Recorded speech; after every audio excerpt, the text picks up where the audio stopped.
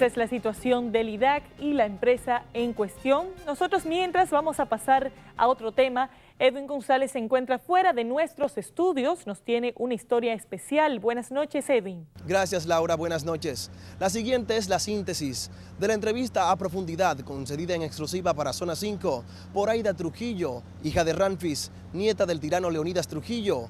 En ella revela intimidades personales y familiares y cómo algunos sectores de la sociedad dominicana han rechazado su obra literaria, aunque ha recibido un premio nacional.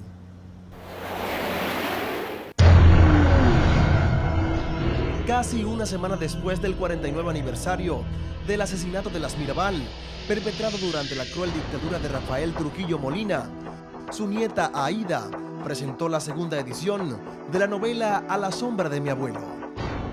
La escritora compartió, entre otras confidencias, la razón principal del libro que tuvo sus orígenes en su diario personal. Algo me impulsó a escribir para publicar, como si con ello pudiese aportar una luz, pero no sobre el personaje en sí, porque la verdad es un libro sobre mi vida, lo que pasa es que a la sombra de, ¿no? En la primera obra que logra publicar, se lee sobre un Trujillo solo conocido en su círculo más íntimo. Cuando llegaba a la puerta de su casa hacia adentro, dejaba todo afuera. Yo jamás he visto ni he percibido nada de lo que ocurría afuera y eso lo agradezco. De su madre, Octavia Ricard Martínez, Tantana, heredó algunos recuerdos sobre el hombre que fuera de casa era el aterrador tirano de los dominicanos y entre sus parientes, un ser frágil e incluso bondadoso. Que a mí con 3 añitos o así me dio principio de difteria. Y él, que la había padecido, también el médico le había dicho que era hereditario, se sintió culpable. Entonces él estaba allí en mi casa, en casa de mis padres, no sabía qué hacer. Y en un momento dado que nadie se enteró, él se fue al malecón y estuvo llorando él solo y rezando. El afecto que mostró el dictador hacia su nieta incluso le provocó disgustos por algunas decisiones de su hijo Ramfis. Realmente yo es que no quería irme y mi abuelo tampoco quería que me fuera, fue una decisión de mi padre, porque él quería que tuviésemos educación europea. Pero me parece muy prematuro mandar afuera a un hijo de 7 años a estudiar, aunque sé que lo hizo con esa buena intención y se la agradezco. Cuando partió era una niña de apenas 7 años, luego del asesinato de El Jefe en 1961. Ramfis también abandonó el país. Sin embargo, según escuchó de su padre, lo pactado con Balaguer para su partida no fue del todo cumplido. Mi padre pactó con Balaguer por una cantidad X de dinero, que yo nunca he sabido, nunca he conocido, para irse del país y evitar un derramamiento mayor de sangre, ¿no?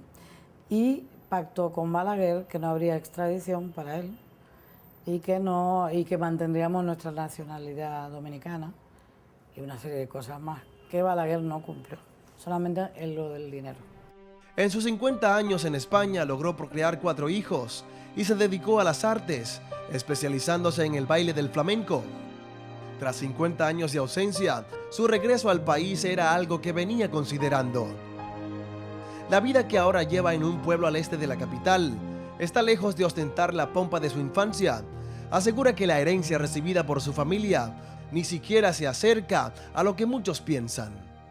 Que mi padre lo que cogió fue algo que pactó con Balaguer, porque de aquí todas las propiedades que había en el país, que era casi todo lo que tenía realmente Trujillo, eso fue incautado por el gobierno. Probablemente por ello a sus 57 años se dedica por entero a la literatura. En su primera obra deja ver inclusive a un Trujillo arrepentido. Yo creo que sí. Pero respeto a quien piense que no. Yo creo que sí, pero no supo rectificar a tiempo, digamos. Describe a su abuelo como alguien a quien sus allegados y sus propios abismos personales corrompieron desmedidamente. Pero que ese miedo a perder ese poder que cada vez se hacía más grande y más intenso, la gente que le rodeaba, que también doraban la píldora, ¿no? Todo eso, el sentirse como un dios, que hasta el propio, vamos, el Balaguer fue el primero que lo hizo en un discurso, que era un enviado de Dios. Vamos a ver. Cuando un dominicano expresa que debe su bienestar y a Dios y a Trujillo, no hace otra cosa que hacerse intérprete de este hecho pasmoso que se ha cumplido aquí por primera vez en la historia. La presencia de Trujillo en la patria es una realidad tan viva como lo es la presencia de Dios en el universo. De nuevo en la nación de la que su familia tuvo que escapar, se siente decidida a enfrentar sus mayores temores. Conocer los lugares donde su ancestro imponía el terror y mostraba toda su maldad.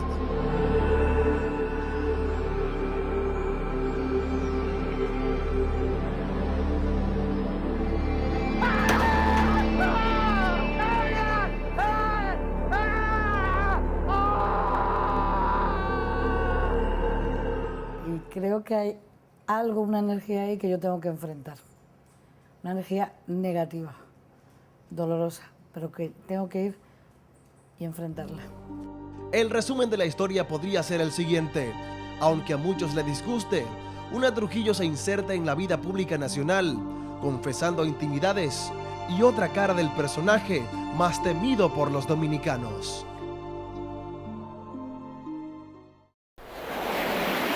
Muchísimas gracias, Edwin González, con una historia especial para Zona 5. Nosotros pausamos brevemente y cuando regresemos sabremos cómo en Colombia se producirá combustible con bagazos de naranja.